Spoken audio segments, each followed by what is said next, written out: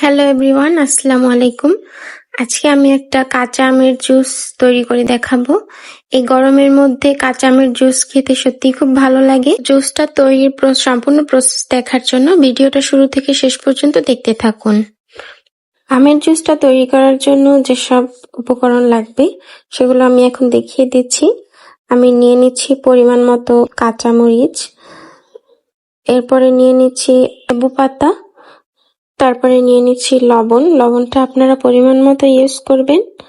নিয়ে নিচ্ছি চিনিটা আপনারা আপনাদের প্রয়োজন মতো ব্যবহার করবেন। এরপরে নিয়ে নিচ্ছি গোলমরিচের গুঁড়া। এবার আমি কাঁচা আমটাকে সুন্দর মতো খোসা ছাড়িয়ে আমি ছোট ছোট পিস করে কেটে নিয়েছি। এবার ব্লেন্ডারে দিয়ে দিব।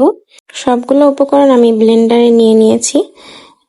এরপরে আমি কিছুটা পানি অ্যাড করেছি, সুন্দর মতো ব্লেন্ড করে নিয়েছি। এখন গ্লাসের ডেকোরেশনের জন্য আমি নিয়ে নিয়েছি লবণ, এরপরে নিয়ে নিয়েছি মরিচের গুঁড়ো।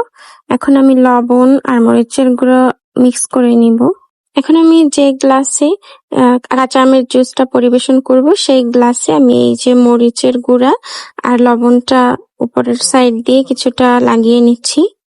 গ্লাসের ভিতরে সেই ব্লেন্ড করা কাঁচা আমের জুসটা কিছুটা ঢেলে নিচ্ছি। আর এই জুসটা কিছুটা ঘন, সেজন্য আমি এই জুসের মধ্যে পানি অ্যাড করে নিচ্ছি। পরিমাণ মতো পানি অ্যাড করার পরে ডেকোরেশনের পালা। ডেকোরেশনের জন্য আমি কাঁচা আমটাকে গোল করে কেটে সাইড দিয়ে কিছুটা কেটে নিয়েছি, আর আমের ছোলা দিয়ে আমি একটা ফুলের মতো বানিয়ে নিয়েছি, সেটা গ্লাসের সাইডে লাগিয়ে দিয়েছি। এখন সামান্য পরিমাণে ফুড কালার নিয়ে আমি জুসের মধ্যে মিক্স করে দিচ্ছি। এখানে আমি এই জুসের মধ্যে সবুজ কালারের ফুড কালার ইউজ করেছি, যেহেতু এটা কাঁচা আমের জুস সেজন্য। এরপরে আমি এখানে একটা লেবু পাতা জুসের মধ্যে দিয়ে দিয়েছি।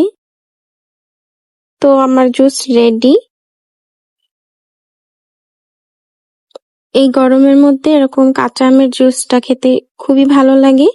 আপনারা চাইলে এটা ঠান্ডা করার জন্য এর সাথে কিছুটা বরফ মিক্স করে নিতে পারেন। আজকে আমার কাঁচা আমের জুসটা রেডি। Thanks for watching. আল্লাহ হাফেজ।